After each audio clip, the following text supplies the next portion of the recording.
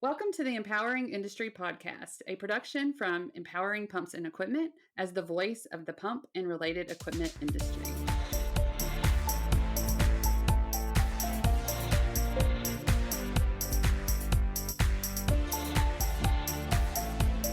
Hey, everybody, and welcome to episode 1 of the Empowering Industry Podcast. I'm your host, Charlie Matthews, and I'm joined here with Bethany Womack.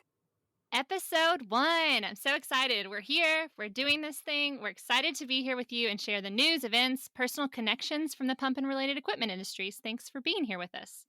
Normally, Charlie, this is where I would ask you in the show how your week was. But since it's our first episode, I really thought it would be a great idea to explain who we are, why we started this podcast, and what the listeners can expect. So, who are we again? Just kidding. You start, Charlie. Well, I am the CEO and founder of Empowering Brands. It's a digital media marketing services company.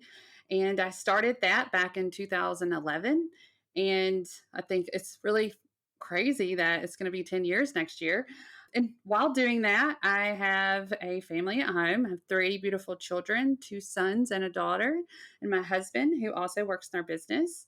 And I got into the industry, so I started Empowering Pumps in 2011, but I was there working in the industry for 8 years before that and just really fell in love with the industry and all of the pumps and equipment and the people behind that. And I really just love that I get to walk around trade shows and different facilities and see these workers who are very important to our daily lives. So that's why I continue to talk about empowering pumps, and being the voice of the industry just allows me to highlight the essential workers out there in the field. I think you described yourself to a T. When I imagine Charlie, I imagine you power walking around a trade show, just talking to engineers and operators and people that you just want to hear their story. So yeah, and I want to hear your story too, Bethany. Well, my name is Bethany Womack.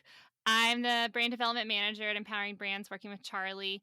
How I got into the industry was I started working for the Turbo Machinery Lab at Texas A&M, putting on the Turbo Machinery and Pump Symposia, which is where I met Charlie in 2012. I didn't have an engineering degree, didn't understand anything about the pump industry, and started the job, and 2 weeks later was at a trade show trying to promote this event. And I just sat down with a grad student and I said, tell me everything I need to know, and got, a week's worth of a crash course. And I have about 20 or 30 years to catch up. But really, I just fell in love with the people and Charlie and all these cool people that we get to meet. And one thing leads to another and life changes. And then now I'm working with Empowering Brands, and I'm happy to be here. And I'm really excited to be doing this podcast. Oh, I should say I have a cute little boy at home, a 2-year-old boy. And so right now, since we're all at home all the time, I am really excited about this podcast because I get to talk to an adult. Yes, and I would love to have Bowen on sometimes because he's super awesome and he's adorable even through this phone podcast. I don't know how you describe this, Bethany, but basically he's cute and I love him. And yes, I met Bethany at the Turbo show and she brought me chocolate and I was in love with her forever. So glad she's on my team now. Note to anyone out there listening to the podcast, now you know the way to Charlie's heart and to get on her team. Do a decent job at your job and bring her some chocolate. Perfect. Yes. So why did we start the podcast? Do we want to talk about that? I think now is an important time to do it so we can get people hooked, right? Yeah. I mean, they're here at this point, so we need them to stay. We've talked about our beautiful children and awesomeness. So let's talk about the podcast. So Empowering Pumps and Equipment is an information and connection hub for the pump and related equipment industries. And so it has been for the last 9 years. And our mission is to connect, inform, and educate. And transitioning and adding a platform like a podcast just helps us be able to connect and inform and educate the audience that, we already know that likes us and trusts us. And it's the perfect extension of digital and print platforms to be able to connect the people that we meet out, the people that we see who are writing and doing great things out in the industry, and be able to connect them through another form of digital media. I think this is really great, and I'm excited to be able to every week come out here and host the Empowering Industry podcast. I agree. When I think of podcasts, I think of that commute to work or your drive-in or your run in the morning, and we want to be that for you every Monday. We'll be here. So, what can you expect from the podcast? Trying to tie everything back into our mission of connecting, informing, and educating. We have three basic segments that we'll go through every week. First, we want to connect the industry. So, we'll be talking about social media, what the new trends are, and how it relates to the industry. Next, we want to inform the industry. And so, we'll look at news and events that are coming up. And then, lastly, we will educate the industry by bringing you an interview with an industry influencer. Yeah, and like you said, we get to start each week with the podcast. So look for us every Monday for the new show that we're going to have. So I'm excited about that part. Just every week getting to talk to the industry like this. It's going to be fun. Agree. You're stuck with us. Yeah, so let's get social. This segment is where we are going to talk to you about what's going on in social media. If there's a new trend, you're going to hear about it first. We're also going to talk about maybe how that relates to the industry and how we could see it adapted in our industry. And I think there's no better person to talk to you about this than the queen of social media. And I call her this because when I met Charlie in 2012, she was preaching Twitter to the masses, where there was maybe 2 or 3 companies on Twitter at the time. So she's the queen. She's the queen of social media. So Charlie, what is new in social media? Thank you, Bethany. I have been called the LinkedIn girl too, so I guess I was pushing both of those platforms when I started. The one thing that I've been doing lately is trying new things, all types of digital media. And I've been seeing things come through my email systems like YouTube and TikToks from my kids. And so recently, we actually tried to do a TikTok video here at home. It started at home with me and my son. He's kind of my more tech engineering kid. And he said that he wanted to do one. So I'm like, okay, I'll try it out. And totally out of my comfort zone, right? Dancing where the public can see me. I wasn't dressed up. And so I just tried it out, right? And so I think that a lot of people are doing that. We will see a lot more people trying things when they're locked at home and trying to come up with ways to entertain their family. That's true. Yes. And so entertaining the family, we were down at the beach and we created this TikTok video following, I think it was J-Lo who was doing TikTok videos, kind of where you appear and then you disappear. But me and Andrew, we did ones that were more dancing and fun. But I think I've seen a lot of different influencers use TikTok to just show a different side of themselves, to show that we can be fun and silly sometimes and still be professional. I don't know how TikTok per se is going to transition into professional, but it does show you the real side of any thought leader. And so I think you should be there for our audiences and really try to have fun with your family anytime you can, combine work and family. And so this is a really cool way to do that. So dance or sing or, just join in with some of these stay at home videos that we've seen. So we've been seeing a lot of hashtag with me. So you're at home and you are cooking. So it'd be like, here I am cooking, hashtag with me, or doing TikTok with me. Yes. And so a lot of the things, the home offices have been showing up. Here's my home office, here's the cooking show. But, be with me. I feel like we're with you right now. And, we've recorded this, kind of pre recorded this, but I'll feel like Monday morning I'll be right there waiting on you to interact with it. So that's one thing. Let me just make sure I'm understanding TikTok. I don't have a teenager at home, so I don't have the app yet. But what I'm hearing you say is that it's kind of like fun, and it's one of those things you probably don't need to set up a business TikTok yet, but for your personal self, it's a fun tool to hang out with your kids and learn how it works in case, someday it does happen to transition to industry better. Well, that's right. And I think people are using it to do some trainings or some fun projects. It's a way to capture someone's attention. It's a video form. You can add music, but you also can kind of pause and change things around and then push play. So it really helps you to edit and create crafty things and instructional videos, as well as like disappearing acts and fun magic tricks. We could all, I think, benefit from using some of those creative juices right now just to liven up our day at home. Hashtag with me. Yeah, I think you'll see a lot too in business, Bethany, with the online trainings that are happening. If we look at empowering pumps and equipment and what we do every day to educate the listener or reader, we're seeing a trend already towards webinars, online trainings, and different video content. And so podcasts for one, I know there's several podcasts that are starting up right now. It's just more time to dedicate to creating and training others.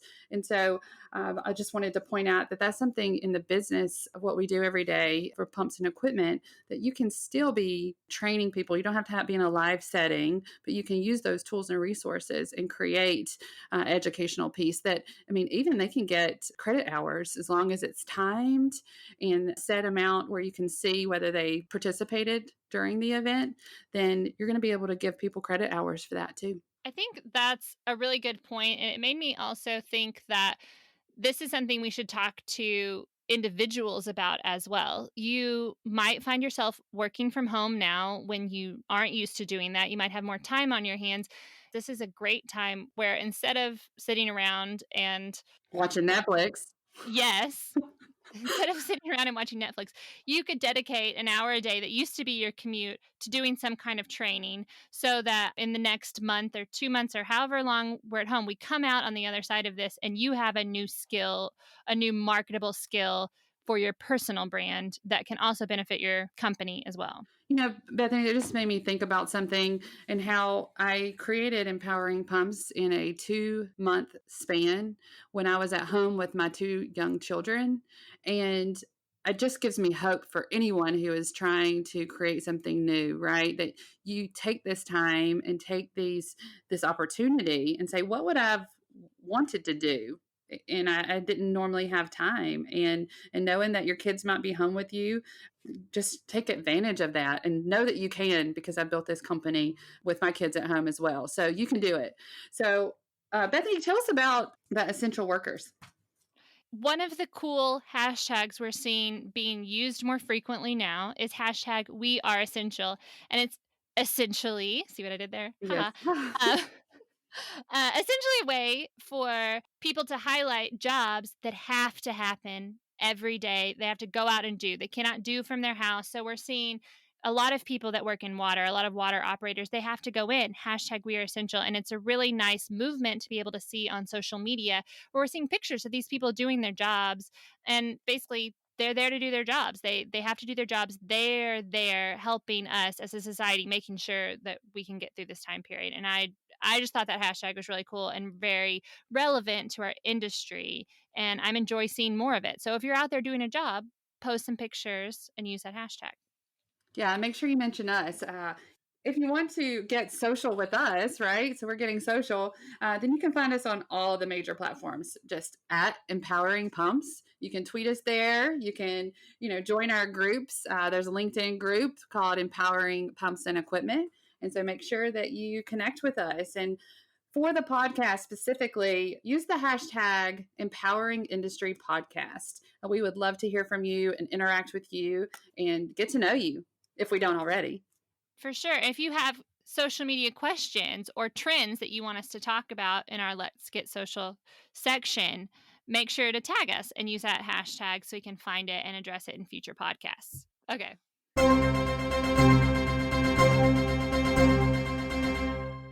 In the news with Empowering Pumps and Equipment, we're going to talk first about our Industry Person of the Week. I love Industry Person of the Week, but before we announce who it is this week, can you give us a brief, just some background on how that segment started in your digital platforms and what it's really all about? Yes. So the Empowering Pumps and Equipment brand constantly is connecting with people out at trade shows or facilities, and we meet some amazing people. And I just wanted to be able to have a platform where I could showcase what they do. Really, that personal story about how they got to where they are. How did they get into the industry? Why do they stay here? What do they love about their job? And what type of advice would they give to some worker, a new person coming in? So, what type of advice would they give to a professional coming in to the industry? I love the industry person of the week online and how we showcase them in the magazine, but I also love the opportunity with this podcast that's going to allow us to highlight them again and maybe a little bit more frequently get to know people and kind of get to hear their voice and get more than just a picture and some words. But that's what you get when you go to the website. You get to learn about why they're in the industry, what's the cool things that they're working on, and then we get to share that with y'all every week. So, if you know of someone in the industry, I will include a link in the show notes for where you would go to submit them to nominate them for Industry Person of the Week. Now, this week's Industry Person of the Week, I feel like I need a drum roll sound effect, is Daniel Farrell. Daniel has a great story about getting started in his first job through the apprenticeship program. So, a training program that a lot of different companies offer, but that's what led him into a career as an electrical reliability specialist.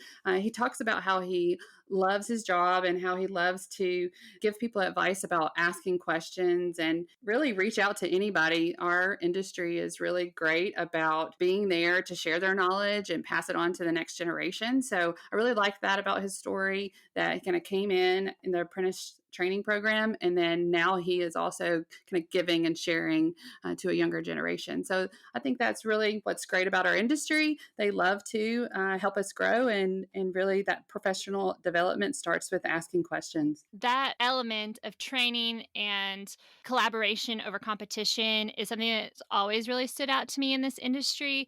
And you see it so much at training events and now virtual training events where we're really seeing, you're starting to see baby boomers retire out of the industry and seeing new people come in. And so there's this big concerted effort to make sure we get training and we get all the knowledge out of the people that are about to retire. And I know it's something you're passionate about, and having those people come in and do trainings and articles and all of those kind of things. So just, something to definitely be thinking about and taking Daniel's advice and not being afraid to ask questions and finding people who can help because they're there for sure.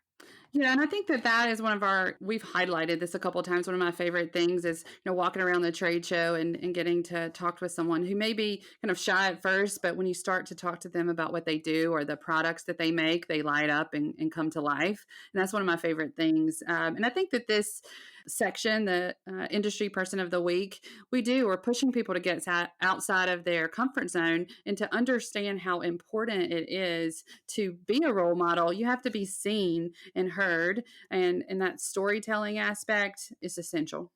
So, talking about stories, we have several news stories that we'll share normally during this time, but right now I want to share an ad from our newsletter.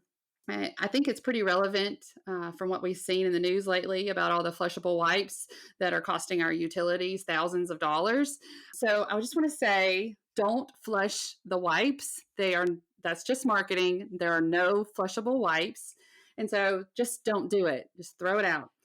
Can I also say, all of us right now, we need to go and share this on our social media and to our families, because I was talking about this with my husband in the show notes and I was kind of going over it with him and all the things we were going to talk about. He had no idea. I mean, he doesn't work in the water industry. And I mentioned about flushable wipes aren't really flushable. And he's like, what? They say flushable. That's right. Like I said, just marketing. We might all know that because we're in this world, but there's lots of people that don't. So we can use our platform to help share that. It's the least we can do right now. That's right. And it's not a new problem. We always have problems with these flushable wipes, and that's why these chopper pumps have been created. So I don't know if you've ever, well, I know a lot of you have been to WEFTech and seen the Vaughan chopper pump chopping solids right on the show floor. This is a centrifugal pump it's a unique ability for chopping all of the incoming solids prior to pumping. So thankfully, they can kind of make those pieces of wipes smaller before trying to pump them. And so I just thought it was a really great connection there with the ad that's in our newsletter every week. And I also, Charlie, just found out that they are going to be hosting a webinar tomorrow. So if you're listening to this on Monday, April 20th, tomorrow, Vaughan Chopper Pumps is going to be hosting a webinar titled Wipes, Designing the New Sewage Reality.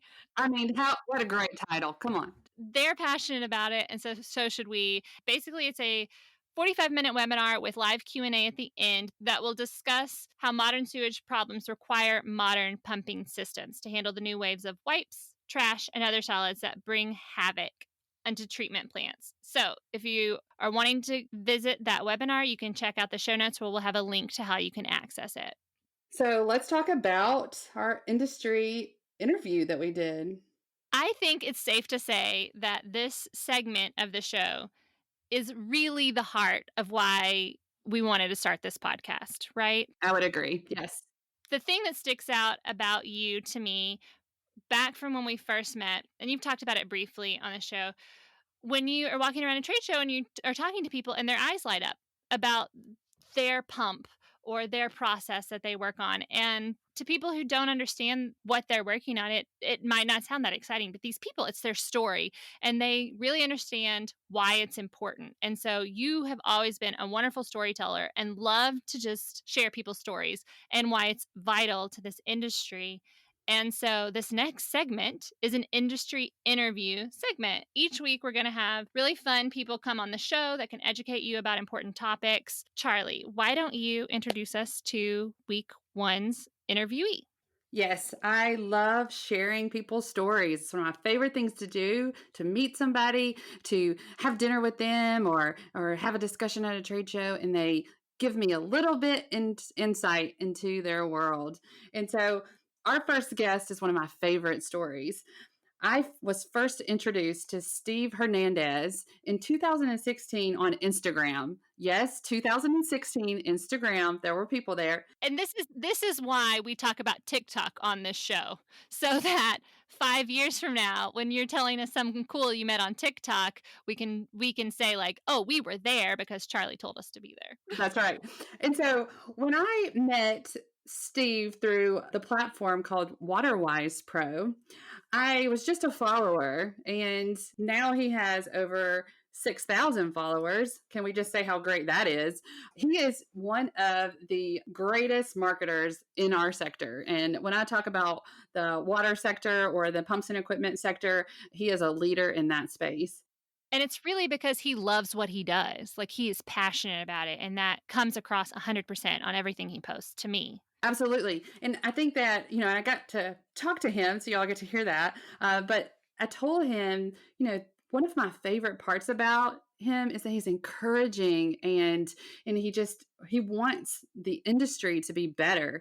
And so one of the first things that he did for us was to write 5 tips for a career in the water sector. And I mean, I just thought that was amazing for someone who is a director level, that he's giving back and helping others, with their careers. And so, of course, I reached out to him and wanted him to write for us, but it took him a little while to do that because he has his own day job and he also is running this community. He's doing that, after he gets off work, he goes into his community and answers questions and is there for them. And so, one thing I will point out is that he started to be more interactive with us, and we met at the American Waterworks Association's meeting. And I think once you meet someone that you've had a conversation with on social media, it seals the deal. And he then became our industry person of the year, where I'm telling you that because he was special. He didn't just take the winnings for himself. He actually donated those winnings to his community. So he did a raffle type thing where he gave back to his community with the winnings that he got for Industry Person of the Year. And really, he won that because it was a voting process and his community came out and voted for him. And the reason why they do that and show their support to him is because he's passionate and dedicated to helping his network, and he's always there for them. So I'm just so excited for y'all to get to know him like I have, both on social media and in person. He'll be at, hopefully, we'll have a water event coming up later this year, and he'll be associated with that. And so you'll hear from him on the different trainings that he does and the different events that he will attend. Well, I am very excited. I'm sure you all are now as well. So without any more delay, here's your interview.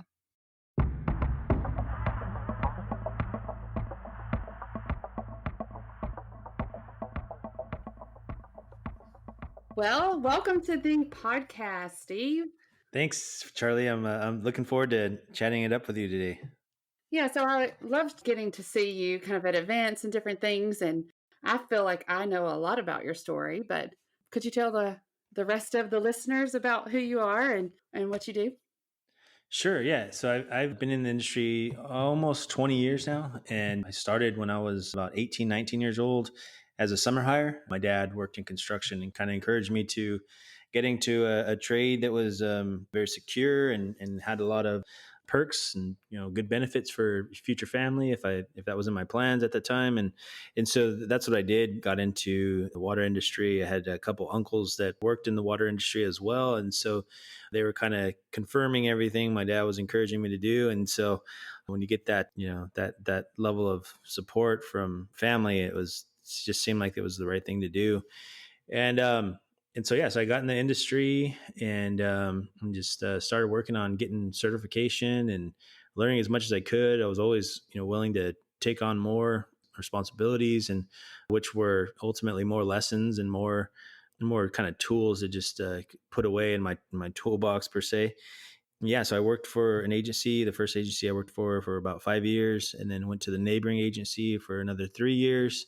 And these are both in Southern California. And my eldest son at the time was kind of experiencing asthma as an infant, and just looked for some clean air county in California, and it was American Lung Association said that the place to be was Santa Cruz County. So I looked for a job in Santa Cruz County and found one as a 28-year-old. Now applying for a supervisor job. So I relocated the family there, and so yeah, so as an operator, I was taking on a lot of cool responsibilities and learning a lot of stuff. And now it was 28 years old, and as a supervisor, I was expected to take on more responsibilities and requiring another set of skills that I hadn't had the opportunity to develop at that time. So now I find myself 12 years into being in the management, and I'm still developing skills as a manager and as an operator, and it's been a great journey in the industry.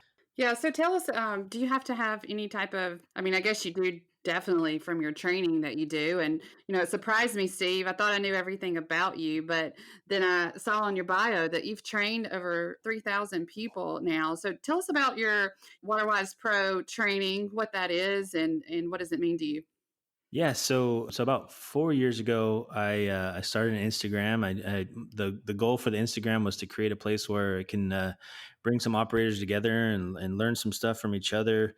But not only that, but for more selfish reasons, was just like sharpen my own skills and start blogging about this water stuff. So I'd pick a topic and research it and do a little blog on or a post on Instagram about it and get feedback from people. And so I was kind of sharpening my skills with that. But I always wanted to teach classes, but I was just kind of at a point where I needed to grow the skills. Yeah, public speaking is hard, Steve. Yeah. We all it's hard for everyone, and we know that you've got to just practice and practice and build that confidence within ourselves. So you took to Instagram and man, did you make some relationships? I think it's over 6,000 followers now that you have, and what do you think is the why do people follow you, Steve? I've been trying to get people to follow me for years. It's funny you say that. No, I think a lot of it just has to do is building building the relationship. For every one of those 6,000 followers that I have there, all it is basically creating relationships. So I take the time to thank each and every one of them for following the page, and if there's anything I can do to help out in their journey in this industry, or answer questions if they're troubleshooting out in the field, or you know curious to what to wear out in the at the next interview. I answer a lot of those questions. So building the relationship with not so much followers but colleagues is Mhm. I like to say, because they're all water professionals. So we're just all kind of communicating in the same spot, and that's on at WaterWise Pro. Yeah, Steve, I met you on Instagram through kind of empowering pumps following you. I went back to look to see what that was. I think it was 2016. And that didn't make it quite real until you meet someone in person. So I think we did that at a ACE AOA show not long ago. And, it just, if you can connect with somebody online and in person, it makes all the difference.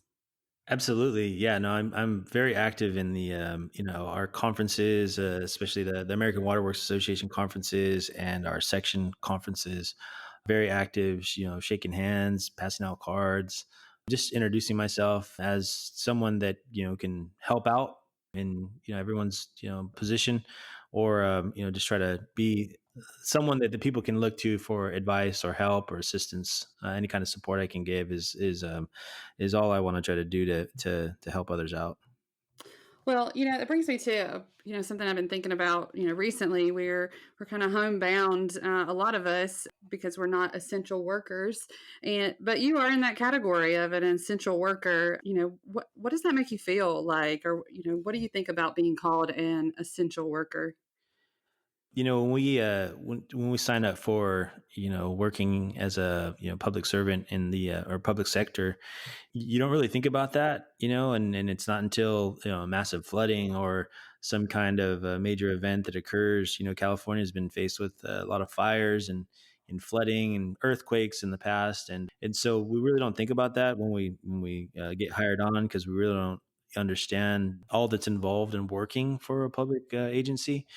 And so, in a time like this COVID-19 pandemic, we are being asked to come into work and work countless hours, or just continue to keep the train moving during all of this. And it definitely shines a light on how important our roles are as water professionals for our agencies. Yeah, I totally agree with that, and I take it on as a personal responsibility to shine the light on you and the industry of water for sure.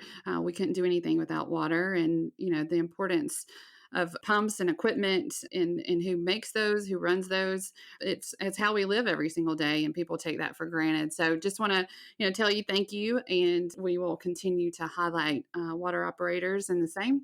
So what are you working on, Steve? I know you must be working on something new. Every time I talk to you, you've got something else that you're working on to build the industry up. Anything you want to share with us?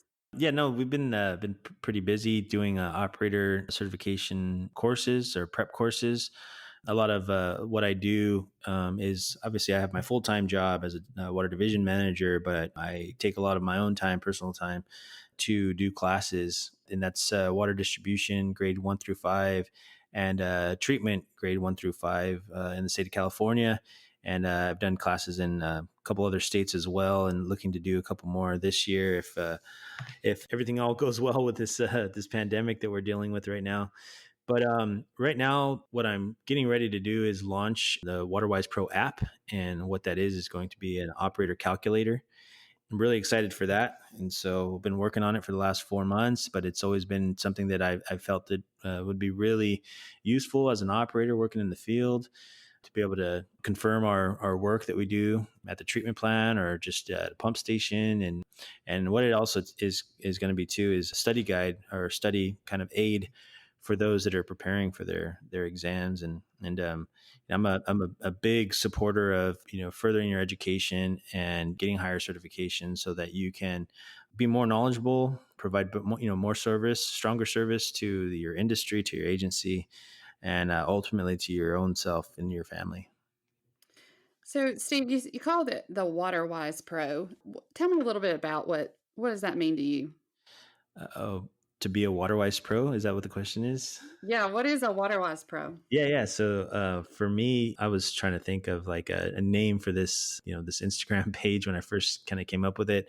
And WaterWise Pro is just kind of like we have to be water smart professionals, and that could be in any aspect of the industry, whether it be water treatment, water quality, water distribution, construction related stuff to our industry. And so WaterWise Pro is someone that is conscious of their responsibilities, knows what their role is, puts public health first. Next to that, safety of themselves and their coworkers, and is just ultimately just willing to do whatever it takes to provide the ultimate service to community and their agency, and continue to grow throughout their career. So that to me is a WaterWise Pro. Thanks, Steve. I see it every time I go to one of your pages or see you out and about, how much you support this industry. One of the things I always love to hear you say is level up. And I think that means a lot to different people. But I know that you're trying to help these operators get to that next level. What does level up mean? Yeah, just like I've said it before, cert up to level up, and what that means is just basically continue to take classes, continue to apply yourself, take on more responsibilities, even if the company's not asking for you to do any of that. Take initiative to grow in your career. And it's kind of funny, like I got a phone call a couple months ago, and it was somebody that was doing a recruitment for their position that they were trying to fill, and they said that they had interviewed like 7 people, and 4 of the people that came in for the interview said that they wanted to level up in their professional life, and that's why they're applying for their agency. And at the end of the day, one of the guys was like, "What the heck is this level up stuff?" And he knew where it was coming from, and I think he felt that it was coming from one of my own podcasts where I talked about leveling up. And what it just means is just being more professional, being more educated, more skilled, in an effort to be better, personally and professionally. Yeah, Stephen, what it means that I can hear is you're an influencer. You're influencing these people that are following you and work, in every way. I know I've told you several times, I can just call you and like I feel better immediately. It's just like, okay, this vibe of inspiration and encouragement. And I know you're doing that to the masses. So thank you for doing that. I know it's hard to do and stay active online kind of constantly, but we appreciate it. Is there anything else you kind of want to touch on or highlight? No, but I do want to go back to that, the great comment you just shared right now about my positivity or encouragement that I'm giving everybody. Like that wasn't always there, Charlie, to be honest. I have had some rough patches in my life and inconsistencies, and I had to learn the hard way. And I was alone for quite a while. So to me, by encouraging other people, building relationships, to me, I think that if you take care of others, then you yourself will always be taken care of. So with that, I just always try to give people the tools that I needed, at a younger age, and and I think that's just kind of come with my life experiences. So I don't want to paint this picture like I've got all my stuff together, or I've always been this this positive person, or I definitely have my share of falls and challenges that I've faced in life, but definitely being on both sides of the coin, I understand that, encouragement, positive relationships, just overall optimism and positivity is just a great thing to share and into practice. So I just want to say that. Yeah, I appreciate that, Steve. I think that, we're not perfect and we're not, always having a great day. And it's nice to be able to share that realness as well. Like things are hard. I mean, it's hard right now, especially being an extrovert, sitting at home. And I really am thankful for our networks, right? That we can reach out and either have a video call or do a podcast like this. So thanks for being there, Steve. Yeah, And yeah. thanks for being on our podcast, being our first interview. It's a lot of fun. And so hopefully we'll be able to have you on again too. So keep up the great work. And yeah. You too, Charlie, and thanks for getting me out of my shell. This is I haven't done too many of these, so I really appreciate you always encouraging me. And I'd like to think that I'm usually the positive person in the group, but when it comes to you, I can't compete. So I really appreciate you and what you do, and all the support that you give our great industry. So thank you. Thanks, Steve. Appreciate it. All right, thanks.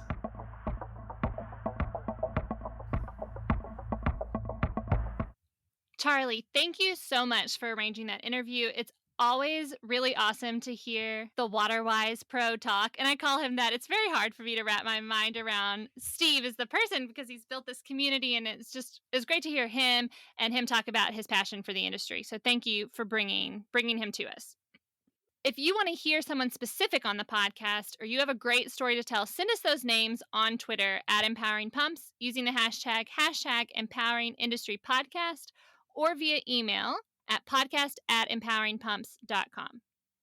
So I guess that brings us to the end of the show. I think it was awesome. I think you're awesome, and I think our community's awesome. So I look forward to hearing from them. And please do us a favor and subscribe, rate, and review the podcast on iTunes. First, so you can hear us every Monday and we will be with you on your commute. But then also to help us, that's how we get the word out. That's how more people find the show. So we can just continue to build this community. Yeah, and we can always see when you connect with us and what you do. So make sure that you connect with us on Empowering Pumps and use the hashtag Empowering Industry Podcast, as well as email us at podcast@empoweringpumps.com. We will be back next Monday with a new episode. So until then, be empowering.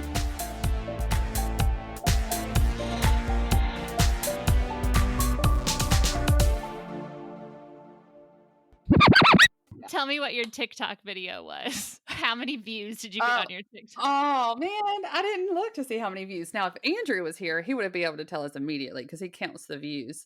I want to guess, like, 5. I was going to say between over 15, under 30 was my guess. That's pretty good. That's pretty good guess. I'm going to pull it up now. Now I'm curious. And so I had to figure out how to log back in on TikTok. Oh, it's not as much as J-Lo's TikTok, which we forgot to talk about. Here she is. Yep. So we have 29 hearts. Hey, I was like right on. Right on. And it was, so we rocked with it. It was called Chrome. Why is everything Chrome? And we rocked with it. Anyway, it was hilarious.